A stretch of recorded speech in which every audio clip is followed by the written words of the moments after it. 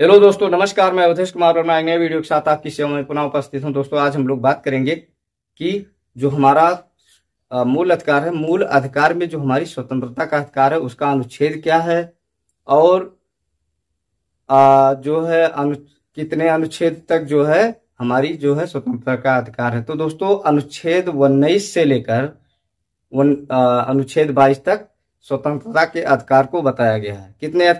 कितने अनुच्छेद तक बताया गया है? अनुच्छेद 19 से लेकर अनुच्छेद 22 तक बताया गया है। लेकिन दोस्तों, आज हम लोग केवल जानेंगे कि हमारा जो है अनुच्छेद 19 क्या कह रहा है। केवल हम आज अनुच्छेद 19 को ही जानेंगे। तो चलिए दोस्तों, क्या कह रहा है अनुच्छेद 19? तो दोस्तों, अनुच्छेद 19 में 7 प्रकार की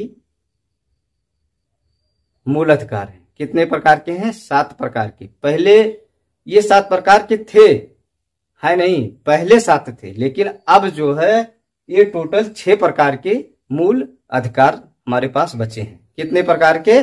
6 प्रकार के मूल अधिकार बचे हैं, जो कि हमारी संपत्ति का मूल अधिकार है, इसको समाप्त कर दिया गया है।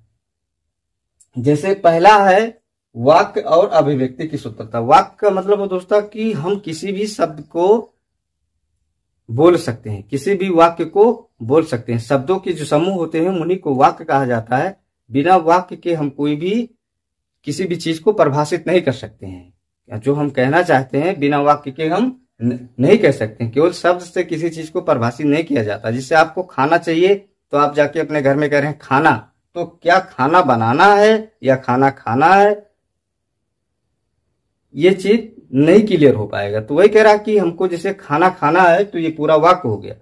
या हमको घूमने जाना है, अब घूमने घूमने कहोगे तो क्या घूम के आ रहे हो कि घूमने जा रहे हो, ये इस चीज का क्लियर नहीं हो रहा। तो ये बोला कि वाक्य का मतलब यही होता है, नहीं तो आप वाक्य नहीं समझ पाते। इसका मतलब हमने समझाने से रिलेटेड रखा है।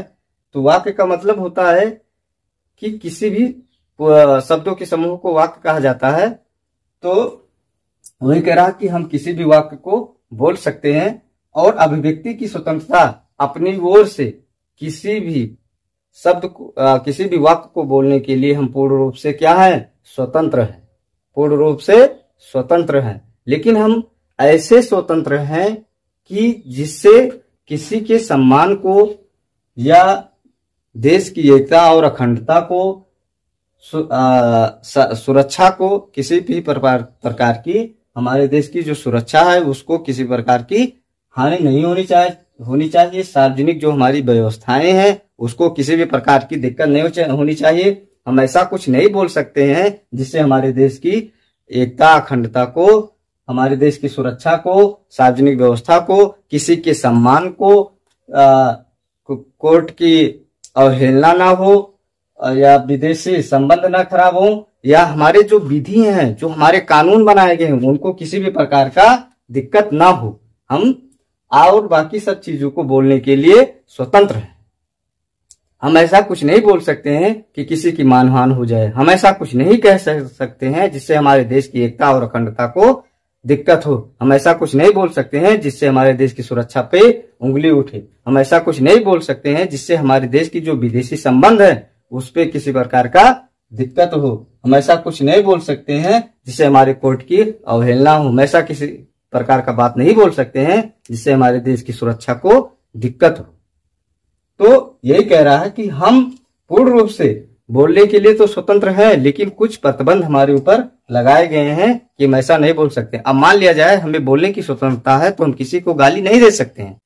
अगर हम किसी को गाली देंगे तो उसकी जो है सम्मान को ठेस पहुंचेगा, उसके सम्मान को ठेस पहुंचेगा। तो हम किसी को गाली नहीं दे सकते, हम किसी को अपशब्द नहीं कह सकते हैं। हम ऐसा कुछ नहीं बोल सकते हैं जिससे हमारे देश की एकता और अखंडता को ठेस पहुंचे। हम ऐसा कुछ नहीं कह सकते हैं जिससे हमारे देश की सुरक्षा को ठेस पहुंचे। तो ये चीज दोस्तों हमें बहुत पूर्ण रूप से ध्यान में रखना है। नहीं तो ये समझो कि हमें बोलने का अधिकार है तो हम कुछ भी बोल सकते हैं। हम ऐसा कुछ नहीं बोल सकते हैं कि जिससे हमारी जो व्यवस्थाएं हैं उन पे किसी प्रकार की दिक्कत हो। जो हमारी विधियां हैं उसके अनुसार हमको सजा दिया जाए। हम ऐसा कुछ बोल देंगे उल्टा सीधा तो हमें जो है हम दिक्कत में आ सकते हैं।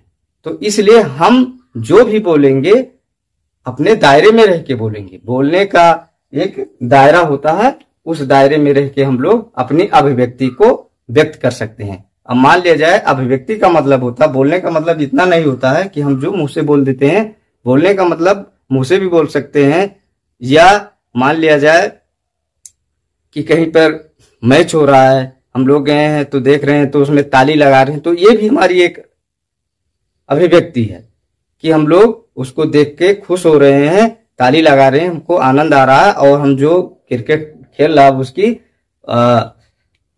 हौसला को अफजाई कर रहे हैं। तो वही है कि मतलब हम लोग बोल के, हम लोग थम्स अप करके, हम लोग हंस के, या किसी भी प्रकार से उसको जो है अपनी अभिव्यक्ति को व्यक्त कर सकते हैं। अभिव्यक्ति, व्यक्ति क्या होता है दोस्तों? व्यक्ति का मतलब होता है व्यक्त का मतलब होता है बोलना।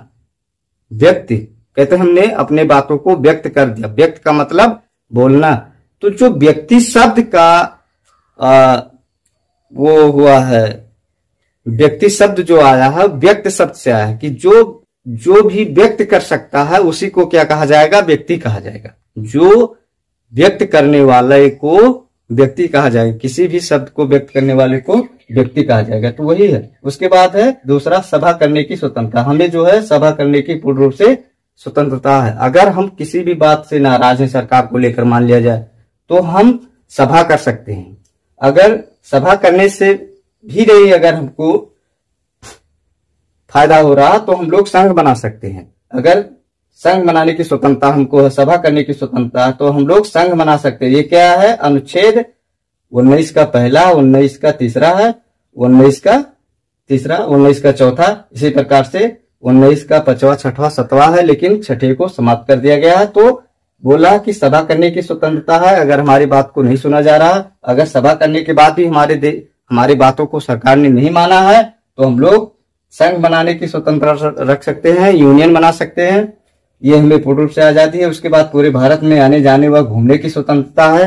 हम लोग अपने बातों को पूरे भारत में भ्रमण करके उसको फैला सकते हैं कि देखिए ये दिक्कत है और इसकी समाधान सरकार नहीं निकाल रही है, तो हमें पूर्ण रूप से पूरे भारत में आने जाने व घूमने की स्वतंत्रता है। लेकिन ये है कि जो हम लोग सभा करेंगे तो ये ऐसा नहीं है कि ये जो सभा होगा ये विद्रोह हो जाए, ऐसा नहीं करेंगे कि मतलब हम लोग विद्रोह करके सभा करेंगे। हम लोग संघ बनाएंगे तो उसमें किसी प्रकार का उल्टा सीधा चीज नहीं रखेंगे। गलत इंसान के साथ हम लोग संघ नहीं बना सकते हैं कि नहीं आज हम लोग संघ बना ले कि आज किसी को लूटना है, ऐसा सब चीजें हम नहीं कर सकते हैं। हम सभा कर सकते हैं, सभा करने की स्वतंत्रता है, लेकिन हम अपने दिक्कत को लेकर ये नहीं किसी को दिक्कत में डालने के लिए हम लोग सभा नहीं कर सकते हैं। पूरे भारत में आने जाने व घूमने की व्यवस्था तो हम अपनी दिक्कत को लेकर आ जा सकते हैं, घूम सकते हैं, भ्रमण कर सकते हैं, लेकिन ये नहीं है कि किसी को लूटने के लिए हम लोग भ्रमण कर सकते हैं, ऐसा कुछ नहीं कर सकते हैं। उसके बाद जो है भारत में बसने व निवास करने की स्वतंत्रता, हमें पूरे भारत में कहीं भी बसने व निवास करने की पूर्ण रूप से स्वतंत्रता है। उसके बाद जो संपत्ति का अधिकार, हम कहीं पर भी संपत्ति खरीद के रह सकते हैं, लेकिन अगर सरकार को इस संपत्ति की जो हमने खरीदा अगर जरूरत पड़ जाए तो उस संपत्ति को सरकार ले सकती है। लेकिन ये जो हमारी वाक और व्यक्ति की स्वतंत्रता है, सभा करने की स्वतंत्रता है, संघ बनाने की स्वतंत्रता है, पूरे भारत में आने जाने व घूमने की स्वतंत्रता, भारत में बसने व निवास करने की स्वतंत्रता है, इस चीज को जो है सरकार हमसे कभी भी नहीं छीन सकती। व्यवसाय करने की स्वतंत्रता है, इसको सरकार हमसे नहीं छीन सकती, लेकिन संपत्ति के अधिकार को सरकार ने छीन लिया। तो यही कह रहा है कि भारत में कहीं पर हम लोग निवास कर सकते हैं, इसके पूर्ण रूप से हमको स्वतंत्रता। उसके बाद क्या है? व्यवसाय करने की स्वतंत्रता, पूरे भारत में हम कहीं पर भी व्यवसाय कर सकते हैं। तो दोस्तों ये सब चीजें जो है हम लोग कहीं व्यवसाय पेशा कुछ भी हम पूरे भारत में कर सकते हैं। तो दोस्तों ये जो है बहुत इंपॉर्टेंट है और इसको आप लोग एक बार ध्यान से देख लीजिएगा ताकि ये जो है आपको समझ में आ जाए। मान लिया जाए कि हमें सभा करने की स्वतंत्रता है तो हम उसको विनम्रता पूर्वक सभा करेंगे, ऐसा नहीं कि हम उसको विद्रोह बना देंगे, ऐसा नहीं होगा। अगर ऐसा कुछ आप करते हैं जिससे हमारे देश की एकता और अखंडता को ठेस पहुंचेगा तो हम लोग क्या हो जाएंगे? मुजरिम माने जाएंगे। हमें संघ बनाने की स्वतंत्रता है, लेकिन हम ऐसा नहीं है कि देश का विद्रोह करने के लिए या उसकी एकता और अखंडता को तोड़ने के लिए हम लोग संघ नहीं बना सकते हैं। तो हम अपने कार्यों को जो हमें दिक्कत है उसको निपटाने के लिए हमें संघ बनाने की स्वतंत्रता है, लेकिन ऐसा कुछ नहीं कर सकते हैं जिससे देश की एकता, अखंडता, सुरक्षा या सार्वजनिक व्यवस्था, सम्मान व कोर्ट या विदेश के संबंध या विधि के अपमान के लिए हम लोग संघ नहीं बना सकते हैं, यही कह रहा है। तो दोस्तों हमें आशा है कि ये वीडियो आपको पसंद आया होगा। तो अगर दोस्तों वीडियो पसंद आया हो तो चैनल को सब्सक्राइब, वीडियो को लाइक, कमेंट वैसे जरूर करते रहें ताकि आने वाली वीडियो का नोटिफिकेशन आपको सबसे पहले मिल सके। वंदे मातरम, जय हिंद। फिर मिलेंगे किसी नए वीडियो में, तब तक अपना ख्याल रखिएगा।